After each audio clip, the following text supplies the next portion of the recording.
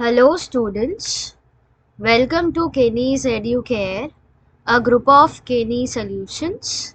This is part 6 of lesson number 1, atoms and molecules. So now as we are on to part 6, we have already studied so many, you can say, we have studied so many things about atoms, and we have even started with molecules in the last session, right? And now it's like we will be studying about ions. We have some more information, like detailed information, and after that, after studying all of them, we are going to have a summary discussion, and there are few exercise questions which I keep on, like you can say, showing you all so that you are aware of what exactly are the questions that you have to deal with further after completing the lesson, right? So here we have like mole concept, we have molar concept, we have atomic mass, and there will be like too many numericals if you come across it. Okay, so we will be studying on all of this in this part 6, where like we have detailed information about ions. We have already studied, I guess, about the cations and anions, like what charge do cations have and what charge do anions have, right? So we will be like doing all of them, but before that I want each one of you to please go through whatever you have like studied in the last part. That is very important for us to know, right? So I just want each one of you to please go through it once.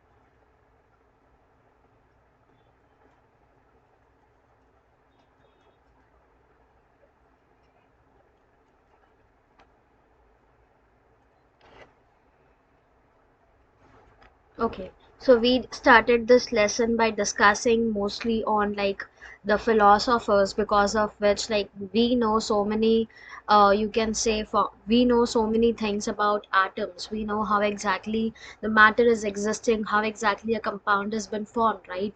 So the base, the bricks were put forth by this Indian and Greek philosophers because of the philosophy they just stated. Because when they were like doing the research, R&D work was going on, okay, that time like it was like not developed, people didn't had any information, okay. So it was all because of the philosophy given by Maharishi Kannad. Then we have Pakuda Katyayama. This were the Indian philosophers who stated, or like Maharishi Kannad, he came up with the concept that like if we keep on dividing a matter, we will reach a state where all the, you can say, we will reach a state where like there will be something which we cannot divide further, so further division of that will not be possible. And he named those particles as parmanu, right? Then came Pakuda Katyayama. Now he said that particles exist in combined form, which gives us various forms of matter. And along with Pakuda Katyayama, we had Democritus and Leucippus. They also said that if we keep on dividing matter, there will be a stage, like a stage will come when particle obtained, we cannot divide them further. Okay, so after this, like after discussing on Indian and Greek philosophers, Maharishi Kannad, then we have Pakuda Katyayama, Democritus, Leucippus. After discussing about all of them, we had like Democritus called this indivisible particles as atom, which means indivisible. So it was based on philosophical consideration, and there was not much experimental work which was there. As I said you, that mostly there was no experimental work which was there by which we can validate whatever the statement that were given by them, right? So by the end of 18th century, they recognized that there is some kind of difference between elements and compounds, and they became interested in finding out how and why these elements combine, and when these elements are combining, what happens when they combine. Okay, so here we have Antony L. Lavoisier. He is the one who has laid the foundation of chemical sciences. Because now why we are saying that Antony Lavoisier, he laid the formation, because he was the one who came up with the, like, who came up with two important laws of chemical combination, which we now consider as a rule as well, right?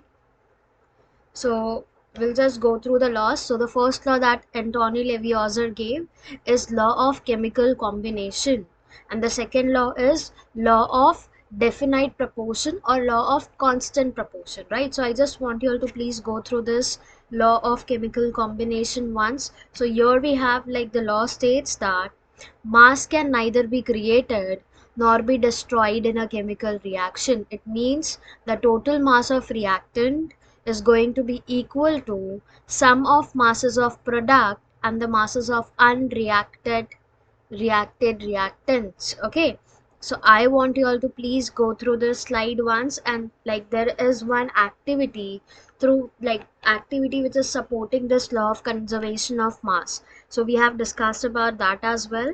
So I want each one of you to please go through it once.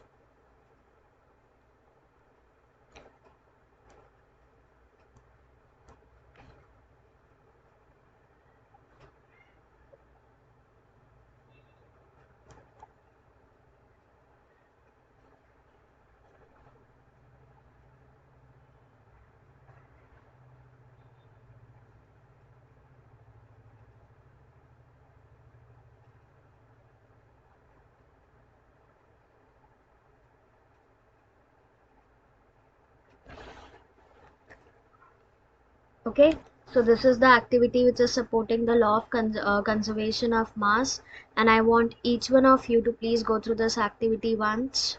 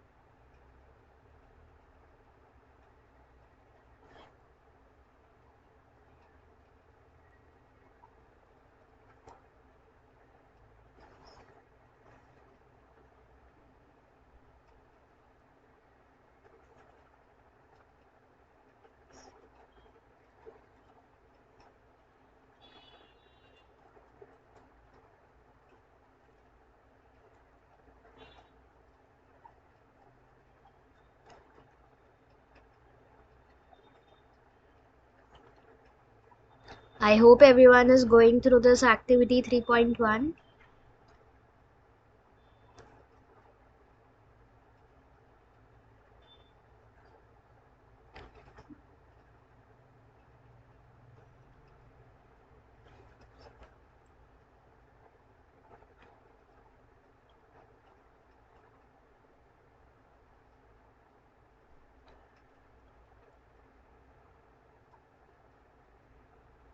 So the second law that we discussed was law of constant proportion. Now we also call this law of constant proportion as law of definite proportion, and the statement was given by Proust, right? Proust stated that in a chemical substance, the elements are always present in definite proportion by mass. So I just want you to please go through it.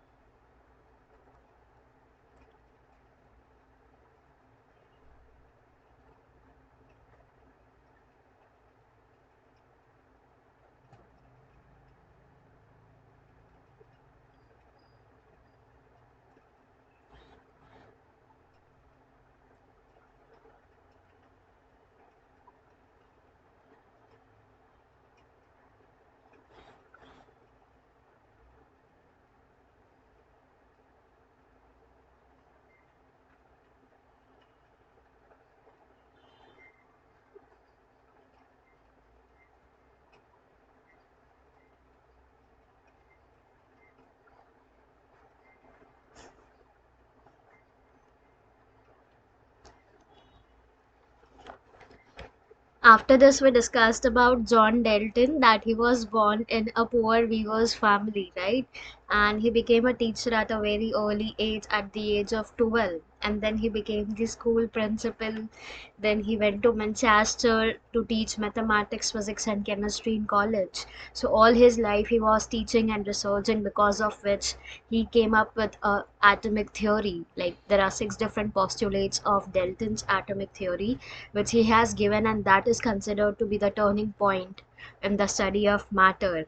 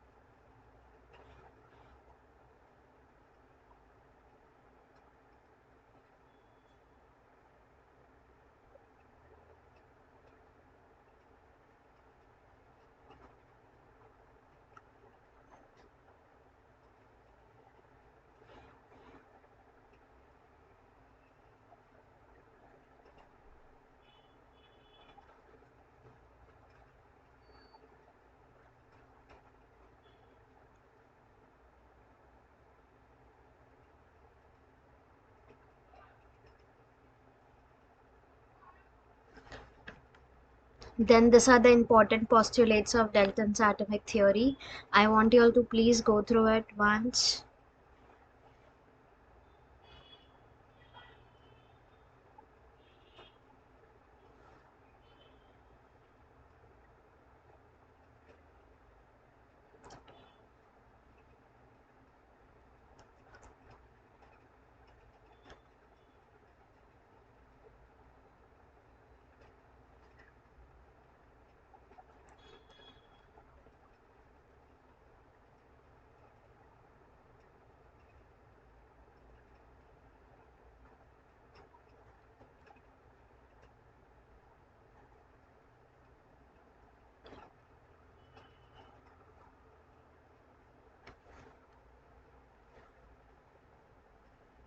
After this, we discussed on what exactly is an atom, right? What is an atom? So I want each one of you to please go through it.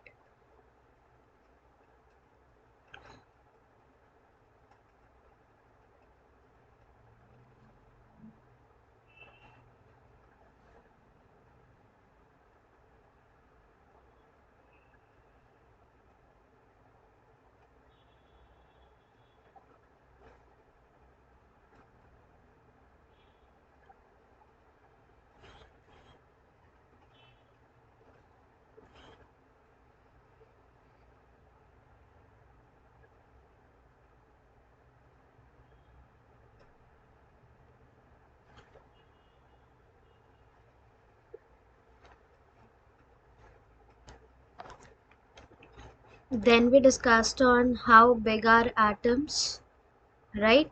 So I just want you all to please go through it once.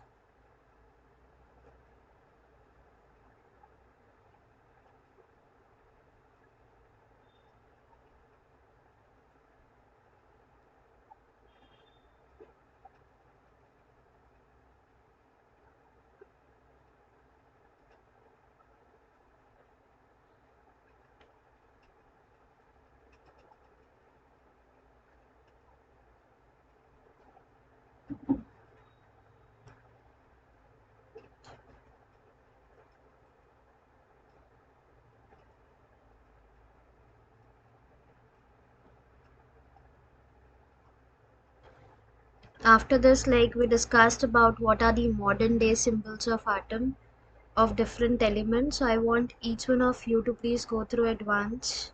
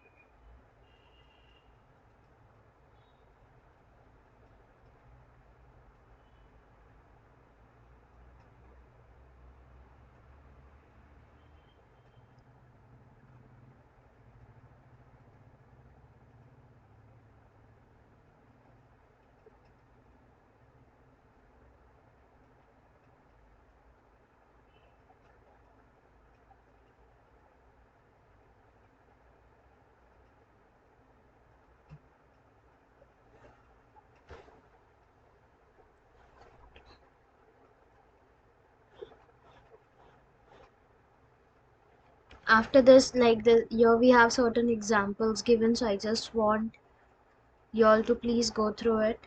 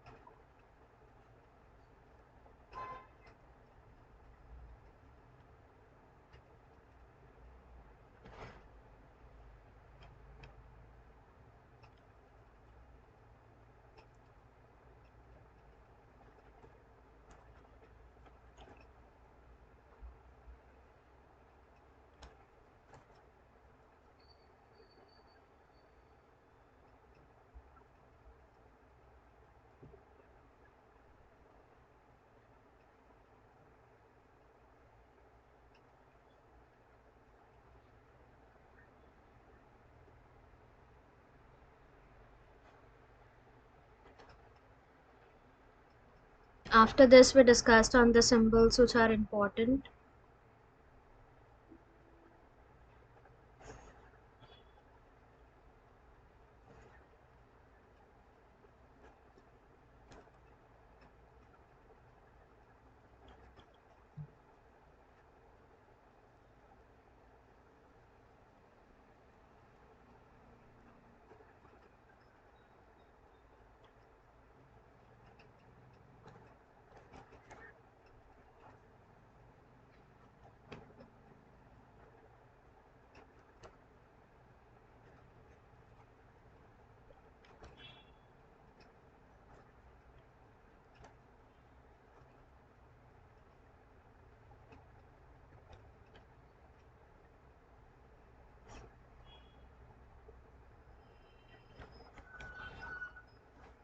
Then we discussed about the atomic mass in detail, right?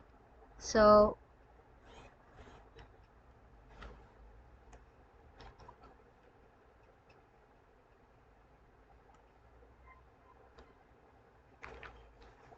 I want you all to please go through it.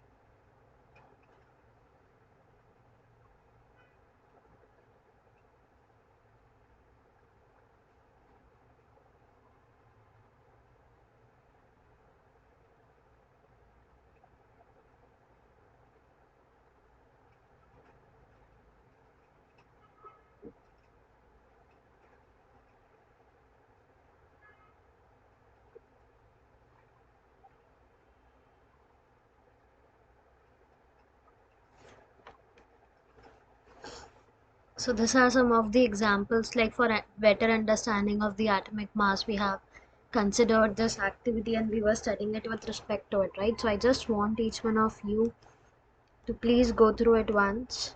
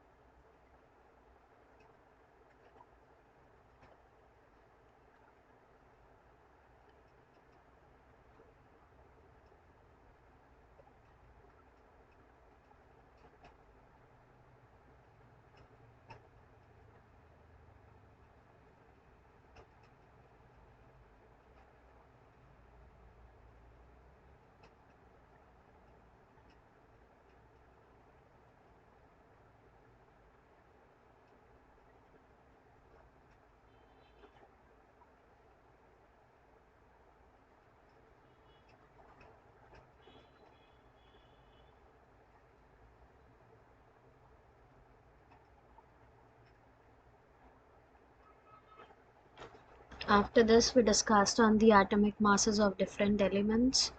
So I hope you all are going through it.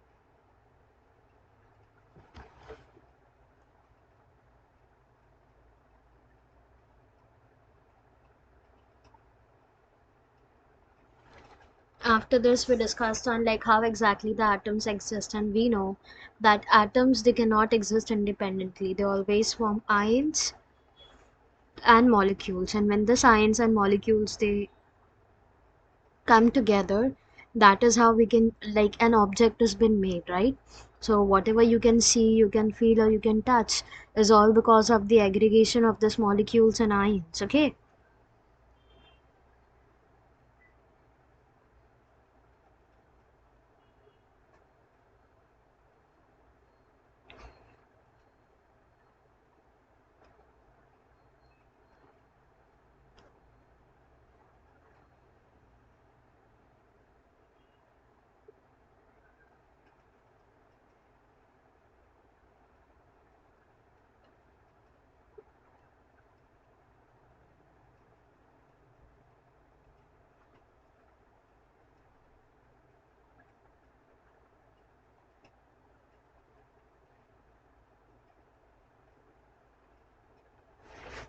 Then we discussed on what exactly a molecule is.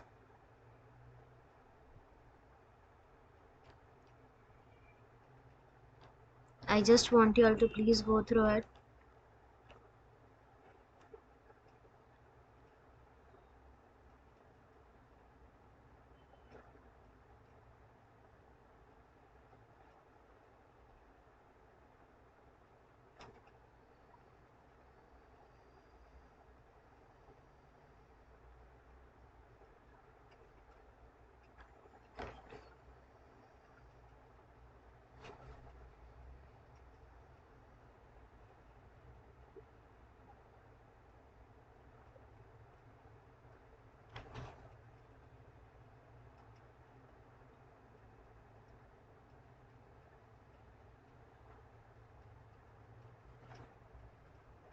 After this, we discussed on molecules of elements. So I just want each one of you to please go through it once.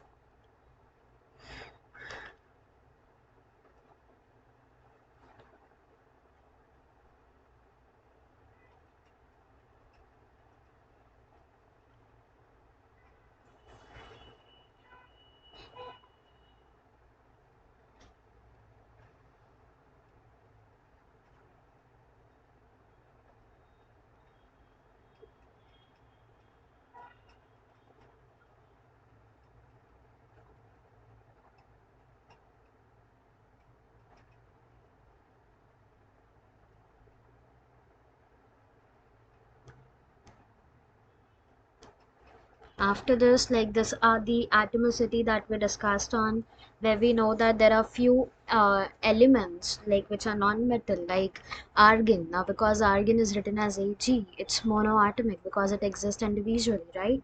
Then helium is also again monoatomic. Then we have nitrogen, we write it as N2, so that is diatomic. Phosphorus is tetraatomic. Sulfur is polyatomic, and this is how we have studied the atomicity, right?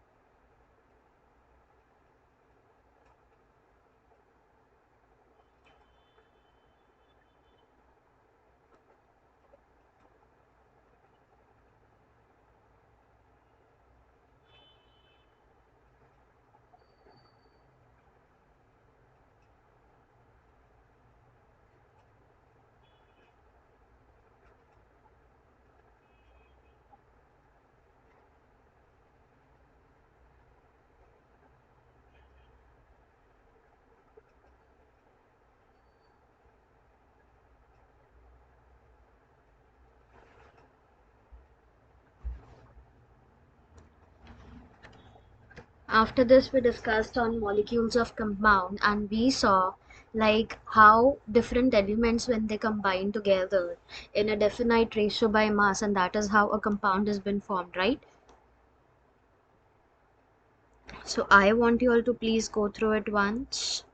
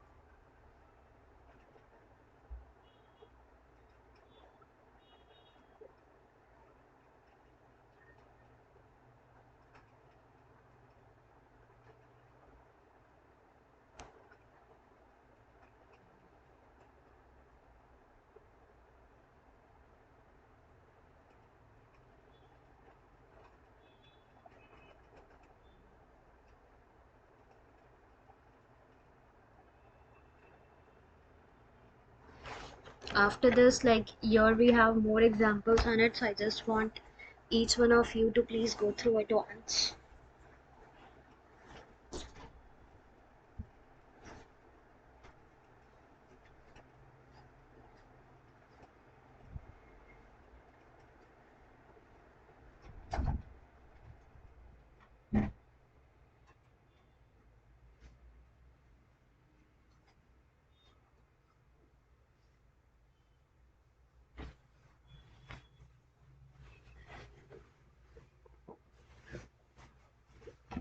Now this is what we have discussed yesterday itself, so I want you all to do a like good revision for it. Even if you can write and practice it, that will be also better, but you have to do the revision because this is for the first time we are doing it, right?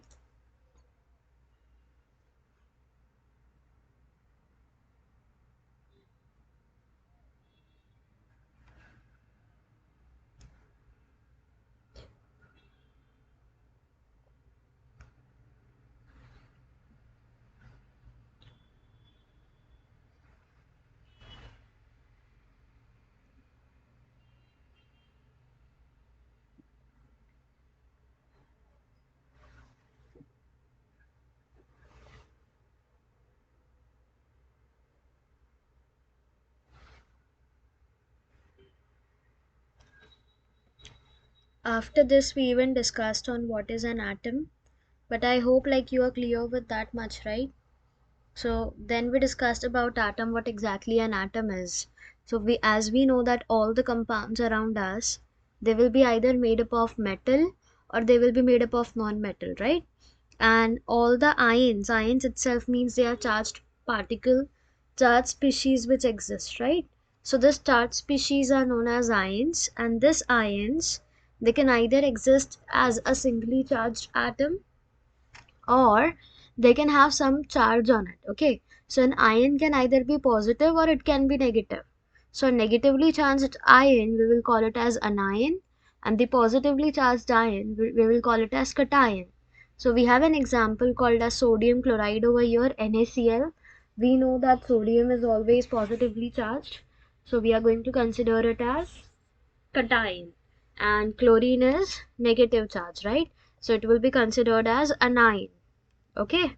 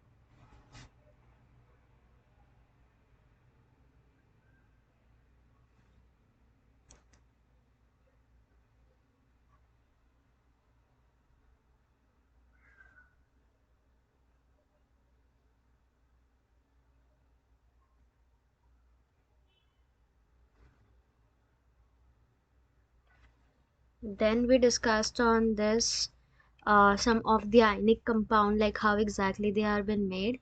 So when it comes to calcium oxide is made up of calcium and oxygen, and the ratio in which they combine together is 5 is to 2. Okay, then we have magnesium sulfide. Now magnesium sulfide has been formed when magnesium and sulfur, they would combine together in the ratio 3 is to 4. Okay, then we have one more compound, that is sodium chloride. Now sodium chloride, they the constituting element of sodium chloride is sodium and chlorine. So how does that happen? That occurs in the ratio 23 is to 35.5. Okay.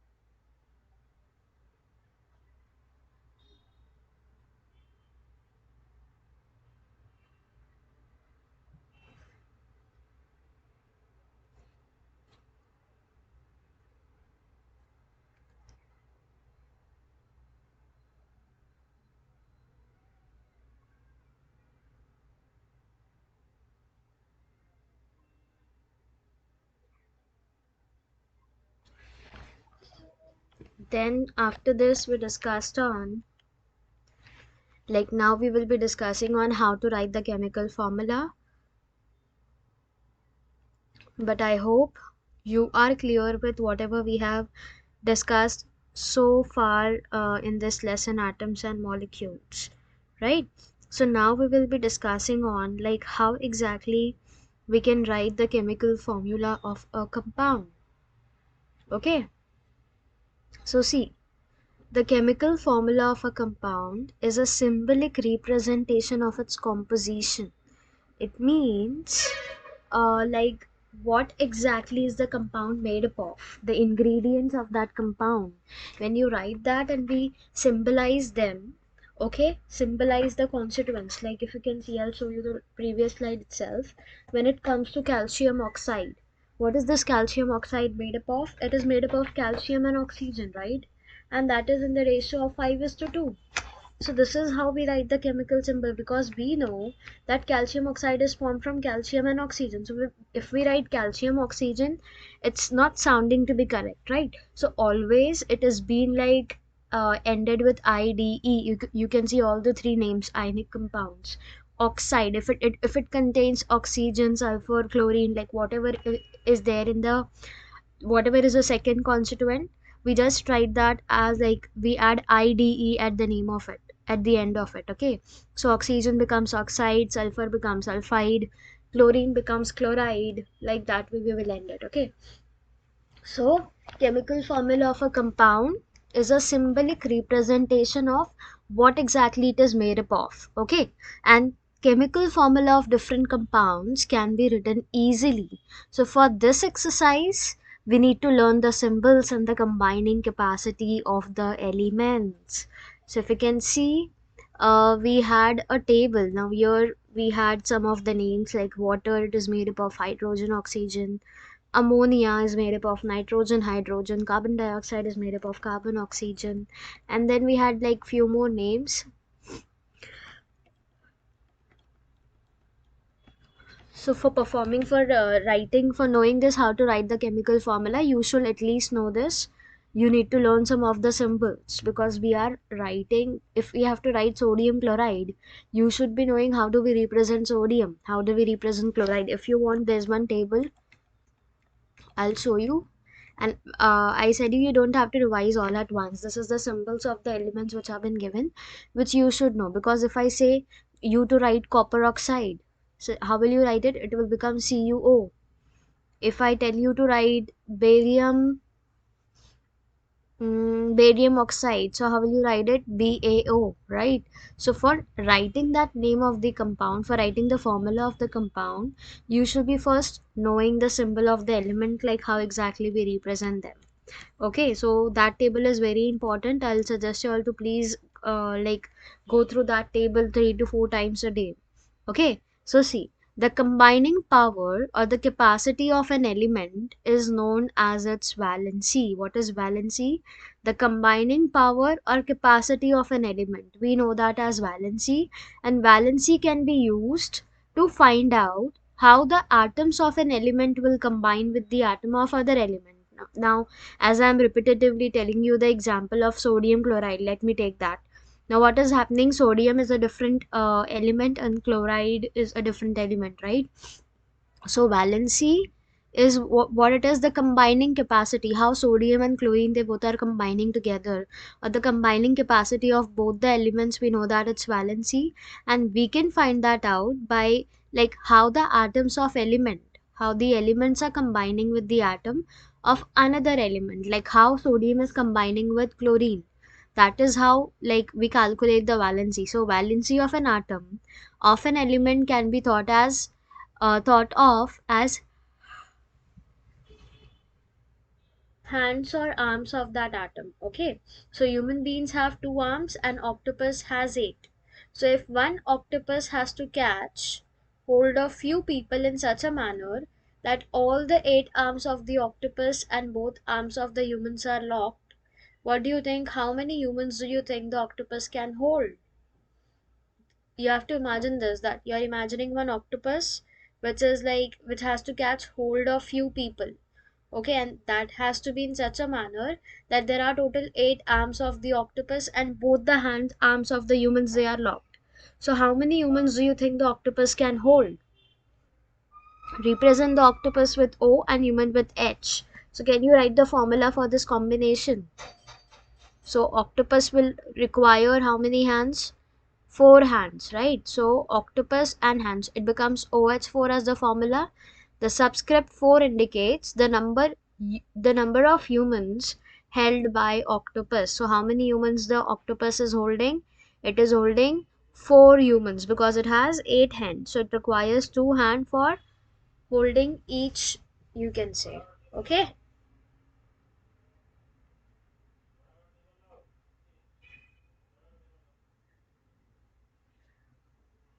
So I just want you all to go through it once.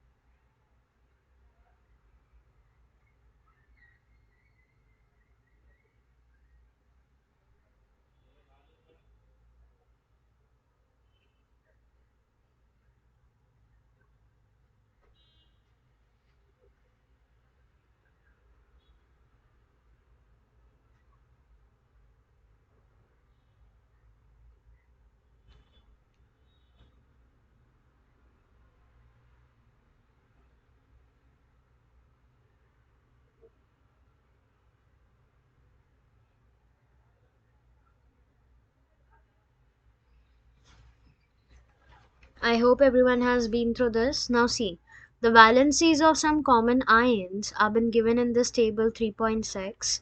We will learn more about valency in the next chapter. Okay, so here we have the name and symbols of some ions. So name of the ion is sodium, that is Na plus. Now Na plus means, what is the valency? 1. Potassium is K plus. What is the valency of potassium? 1. Silver, 1. Copper, 1. It is copper, like, is going to have 1. Magnesium, 2 plus. So they have like segregated the valencies of different ions which have been given, considering like the atoms with the ions with, you can say, valency of 1 are been written first, then 2 are been written next, like that way. And they have even like, you can say, segregated based on the names of the ions, based on the non-metallic elements and the polyatomic ions. Okay,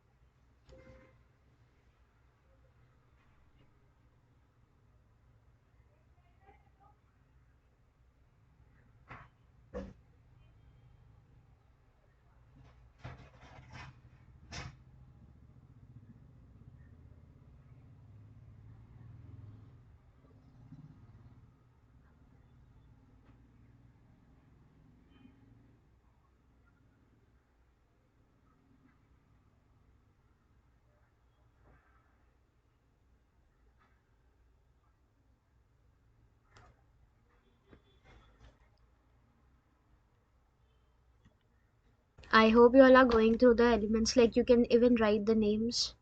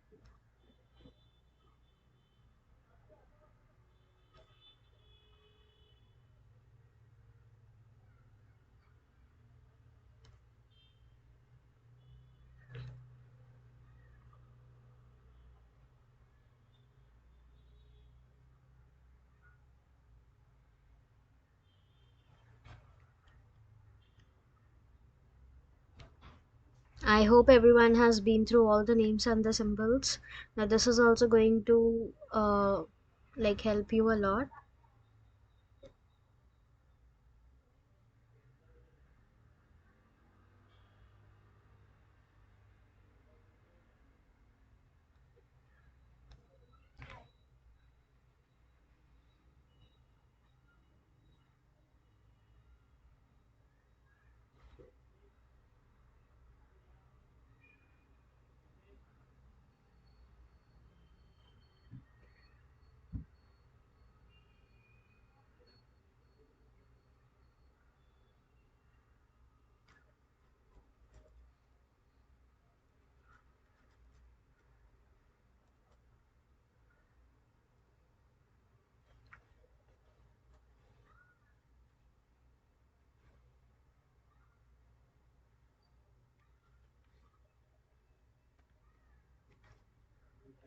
So after this, here we have the rules that you have to follow while writing a chemical formula. Okay, see, the valencies or charges on the ion, they must be balanced. Whatever valencies or charges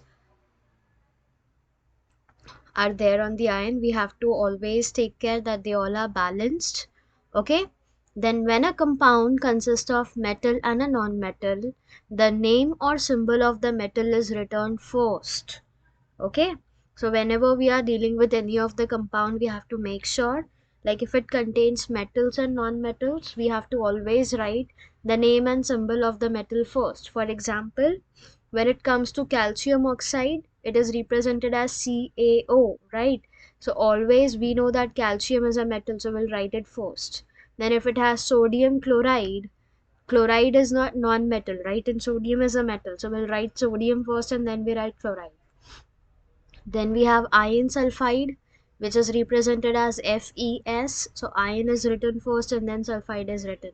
Okay, so we have to make sure whenever there is a compound including metal, non-metal, we are always writing the metal first. Okay, where oxygen, chlorine, sulfur, they are all non-metal and that is why they are written on the right, whereas calcium, sodium, iron and copper, they are metals, that is why they are been written on the left side. Okay, so in compounds which have been formed with polyatomic ions, the number of ions present in the compound, we are going to indicate that by enclosing the formula of ion in a bracket. Now if I show you about calcium, now because calcium is a polyatomic ion over here, if you can see we have like iron, copper, not calcium, sorry, copper.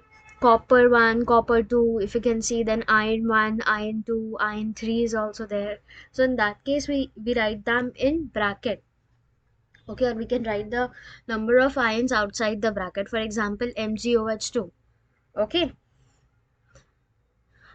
so this MgOH2, this is how like we represent the number of like ions outside. So in case the number of polyatomic ion is only 1, in that case the bracket is not required. We can simply write that as NaOH.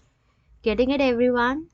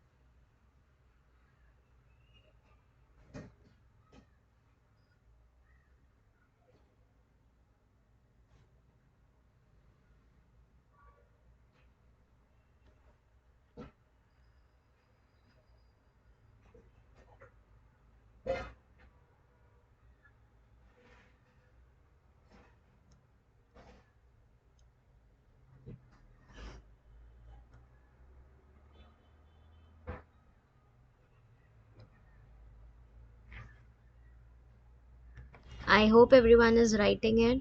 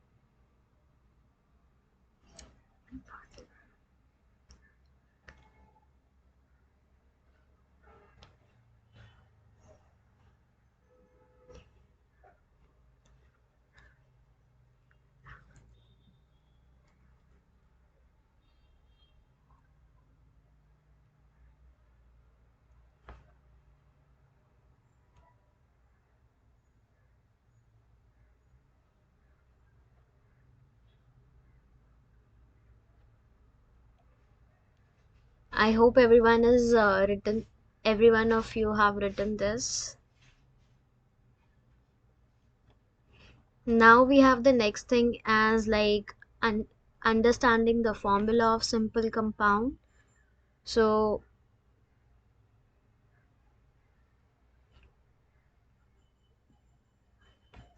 we'll discuss that in the next class, okay? But I hope the rules that we have studied for writing the simple compound, okay? We will discuss this, like I hope you have understood that at least.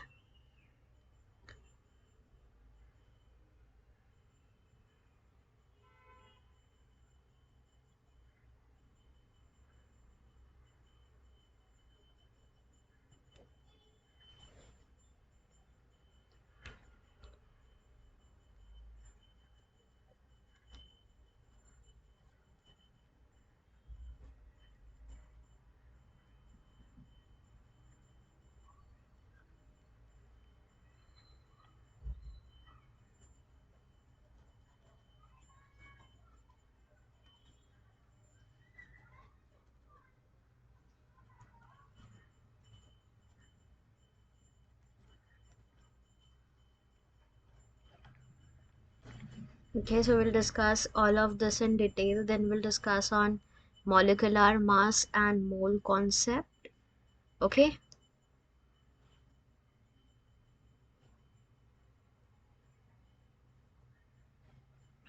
Okay, we'll discuss about molecular mass in detail. Then we'll discuss about the formula unit mass in detail, like what exactly it is. Okay, then after discussing the formula unit mass, we will be discussing on mole concept. So we have molecular mass to discuss, we have mole concept to discuss in detail, and after discussing this mole concept, we will be discussing on the relationship between mole, Avogadro's number, and mass in detail. Okay, we'll discuss about all of them, and we have different examples through which we will be discussing the relationship between all the three, and we will be discussing mole, like how exactly to calculate mole. Okay, we'll discuss all the examples in detail, like we have altogether three different examples which have been given. Okay, so we'll discuss them, and then we have the summary discussion for the whole lesson, atoms and molecules, which we will even do. Okay, so after this summary we have like few of the exercise questions as well to discuss, and I want each one of you to please go through this exercise question.